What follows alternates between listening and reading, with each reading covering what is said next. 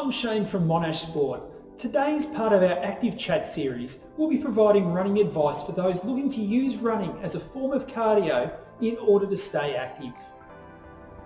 It doesn't matter if you're a first-time runner or someone who's completed 10 marathons. The first step in your running plan should be to set some basic, achievable goals. The first goal should be to slowly build up your endurance and your body's tolerance to the running movement. One suggestion here might be to start by slowly jogging 200 metres, followed by walking 200 metres for a set distance. The aim here is to slowly build up over a number of weeks until you've reached your goal, whether that be running 3 kilometres, 5 kilometres or even 10 kilometres of continuous running. Some further tips to help you with your running include staying light on your feet. This will help ensure you don't place too much pressure on your ankles, hips and knee joints. Ensure you keep a strong core by staying upright at all times. This will help you avoid back and hamstring tightness. And probably the most important tip, stay consistent but don't overdo it. Running every day might sound good in theory. However, by not having adequate recovery time between runs, you increase the likelihood of overtraining and suffering an injury setback. One of the most important yet overlooked areas of running is the warm-up. By undertaking a structured warm-up prior to running, it not only helps reduce your chances of developing a soft tissue injury such as a calf or hamstring strain, but it also plays an important role in mentally preparing you for your run. One of the most effective ways to warm up the body is to undertake a number of dynamic stretches and movements that to a degree will replicate the running action that is about to be undertaken. The first dynamic stretch is swinging the legs across the body. This movement will help warm up the hip flexors, inner thigh and groin.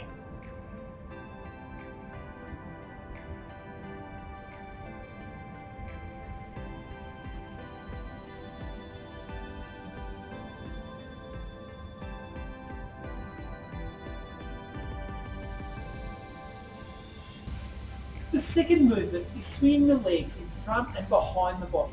This movement will assist in warming up the glutes and hamstrings.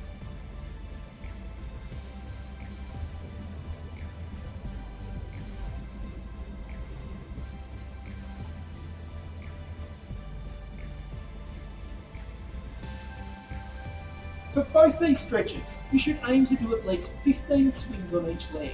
An important consideration is to keep in control of the movement throughout and not to make the movements too big. This will help ensure that you don't overstretch the muscles. After completing these movements, it's then important to replicate the running movement. This can be done by jogging on the spot.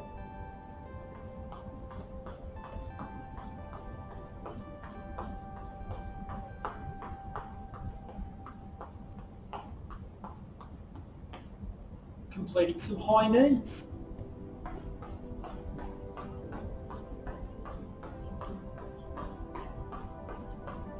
As well as some heel flips.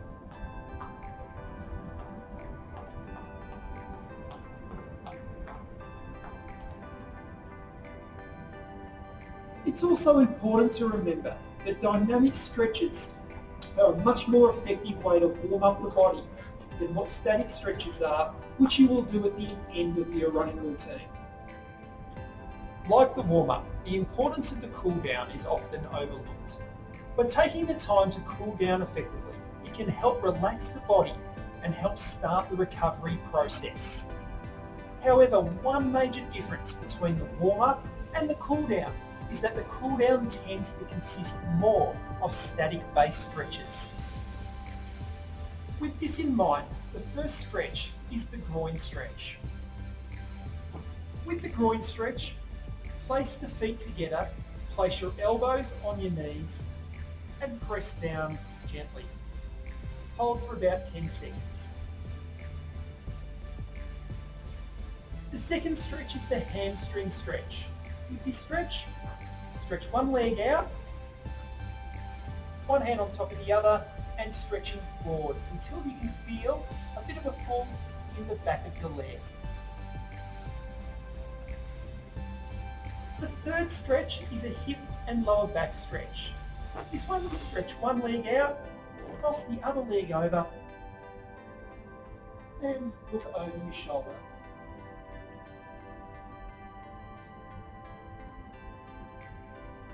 Our fourth and fifth stretches are the quads and calves. For your quad stretch, bend one knee up and try to bring your foot in to as close to your backside as possible. Keeping up nice and tall. For your calf stretch, place one foot back, lean forward until you can feel a bit of a stretch in the back of your leg. It's important to hold each stretch for around 30 seconds. And again, remember, don't overstretch by taking the movement past the body's natural range of movement. And one more important tip, make sure you rehydrate by drinking plenty of water post your run. I hope this information's been helpful for you and send you on your way during your run.